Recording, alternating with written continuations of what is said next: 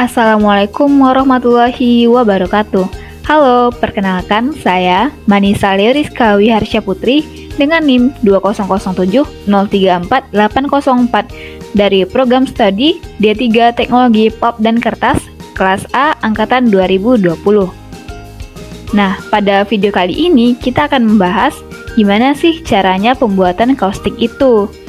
Nah, perlu kita tahu, kaustik soda atau soda api atau yang sering kita sebut dengan natrium hidroksida atau NaOH adalah suatu senyawa anorganik dengan rumus kimia NaOH. Nah, senyawa ini merupakan senyawa ionik berbentuk padatan putih yang tersusun dari kation natrium atau Na+ dan anion hidroksida atau OH-. Natrium hidroksida merupakan basa dan alkali yang sangat kaustik, mampu menguraikan protein pada suhu lingkungan biasa dan dapat menyebabkan luka bakar bila terkapar. Senyawa ini sangat larut dalam air dan dengan mudah menyerap kelembapan dan karbon dioksida dari udara.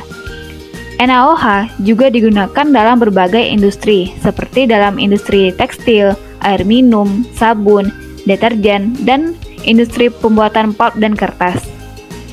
Produksi NaOH sendiri di seluruh dunia terus mengalami peningkatan yang sangat pesat, mencapai kira-kira 60-80 ton per tahunnya. Jadi pada kesempatan kali ini kita akan membahas bagaimana sih proses pembuatan NaOH dalam skala industri. Industri kaustik sendiri sering dikenal dengan istilah industri klor-alkali, karena selain menghasilkan produk utama berupa soda kaustik atau NaOH, dalam prosesnya nanti juga akan menghasilkan klor atau Cl dan gas hidrogen atau H2.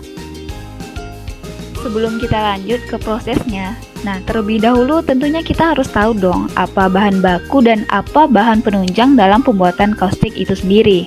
Nah, adapun bahan baku yang digunakan yaitu terdiri dari 4. Yang pertama itu ada brine, yang kedua ada air, yang ketiga ada natrium karbonat, dan yang keempat ada listrik.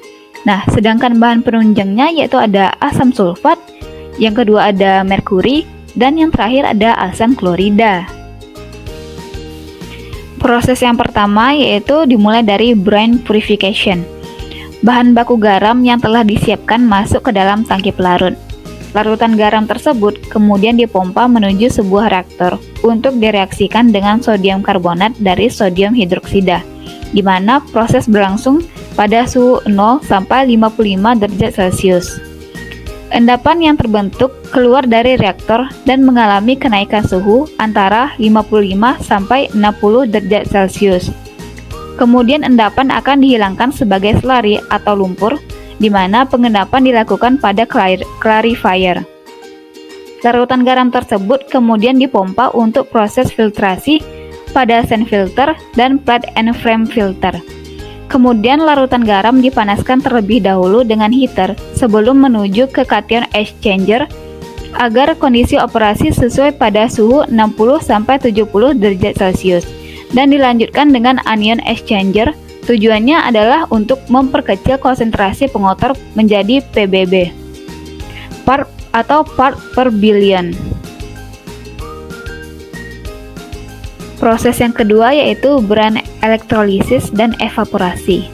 Proses elektrolisis adalah salah satu cara untuk membuat kaustik yang masih banyak digunakan di industri. Elektrolisis larutan garam menghasilkan klor pada anoda serta hidrogen dan NaOH pada katoda.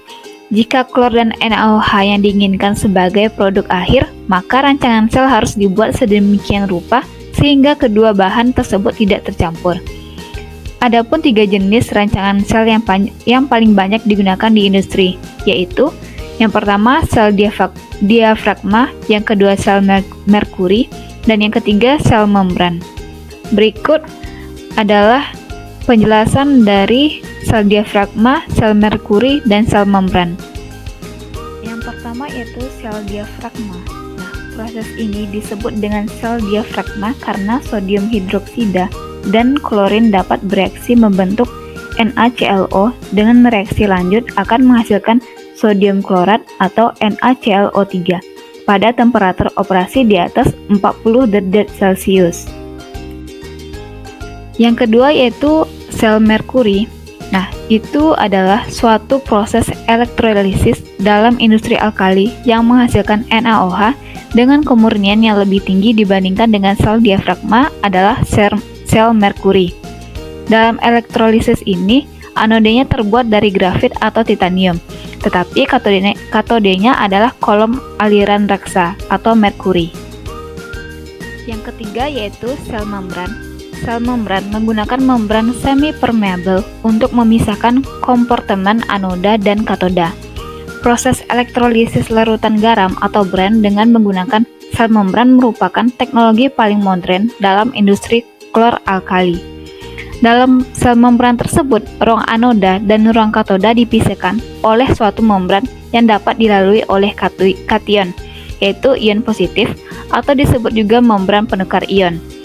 Membran penukar ion tersebut memiliki peranan yang memungkinkan terjadinya perpindahan ion-ion sodium atau Na+ dari ruang anoda ke ruang katoda.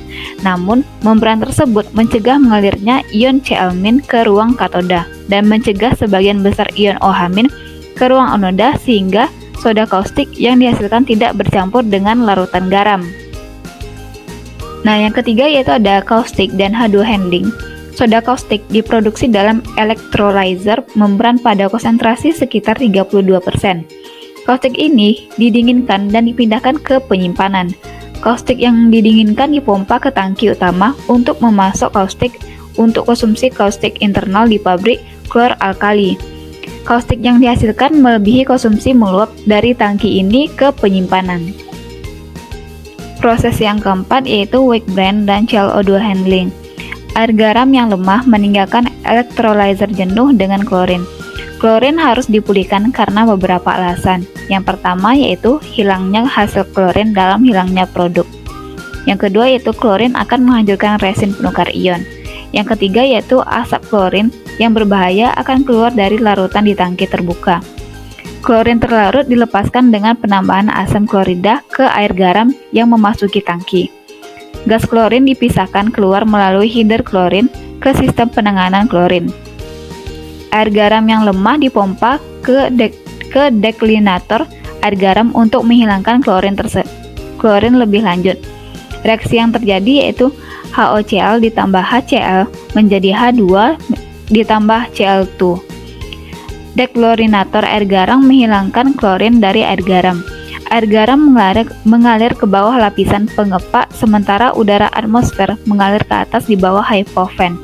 Nah, reaksi yang terjadi yaitu NaOH ditambah Na2SO3 ditambah Cl2 menjadi Na2SO4 ditambah 2 NaCl ditambah H2. Gas klorin dari electrolyzer didinginkan untuk mengembunkan air dan dikeringkan dengan kontak dengan asam sulfat. Gas kering dikompresi oleh kompresor cincin asam kemudian dicairkan. Klorin cair mengalir ke tangki penyimpanan. Penguap klorin dan pemanas superklorin memberikan klorin gas murni ke pabrik pap pada tekanan yang diperlukan. Sistem penanganan klorin terdiri dari sistem pendingin, sistem pengeringan, sistem kompresor, dan sistem pencairan. Sistem pendingin mendinginkan gas klorin basah untuk mengembunkan sebagian besar uap air dalam klorin. Sistem pendingin berisi pendingin klorin, chiller klorin, dan filter lilin klorin. Sistem pengeringan menghilangkan sisa air dengan mengontakkan gas klorin basah dengan asam sulfat pekat. Kompresor klorin menerima gas klorin kering dari sistem pengeringan dan mengompres klorin untuk dikirim ke unit produksi asam klorida dan liquefier. Sistem pencairan mengubah gas klorin menjadi klorin cair. Sistem pencairan terdiri dari liquefier, 2 tahap, dan unit pendingin. Dan yang terakhir yaitu hypo system. Nah, aliran gas buang yang mengandung soda kaustik dalam sistem hypo di scrubber digunakan untuk membentuk natrium hipoklorit. Sistem hypo untuk penyerapan klorin terdiri dari 2 menara scrubbing yang dihubungkan secara seri dan dihubungkan dengan pompa, tangki, dan pendingin. Gas ventilasi ditarik melalui sistem oleh kipas yang melepaskan gas yang digosok ke atmosfer. Pengoperasian sistem hypo dilakukan secara terus-menerus. Klorin tidak dapat dibuang langsung ke atmosfer karena sifatnya yang beracun. Nah, menara hypo menghubungi gas ventilasi dengan larutan kaustik untuk mengubah klorin menjadi hipoklorit dan garam. Kedua menara hipo dihubungkan secara seri. Setiap menara hipo terdiri dari menara yang dikemas tangki pompa, pendingin, dan pompa untuk mensirkulasi larutan scrubbing. Menara hipo utama menghilangkan sebagian besar klorin dari gas ventilasi dengan menghubungi gas dengan larutan yang mengandung kaustik. Menara hipo sekunder mengolah gas ventilasi untuk menghilangkan sisa klorin. Kipas hipo menarik gas ventilasi melalui sistem hipo. Kipas mempertahankan sedikit vakum di tangki penyimpanan di seluruh pabrik klor-alkali dan klorin dioksida. Nah, reaksi yang terjadi yaitu 2NaOH ditambah Cl2 menjadi NaOCl ditambah NaCl ditambah H2O. Oke, sekian dari saya. Semoga video ini dapat bermanfaat bagi kita semua. Maaf jika ada salah kata. Sekian dan terima kasih. Wassalamualaikum warahmatullahi wabarakatuh.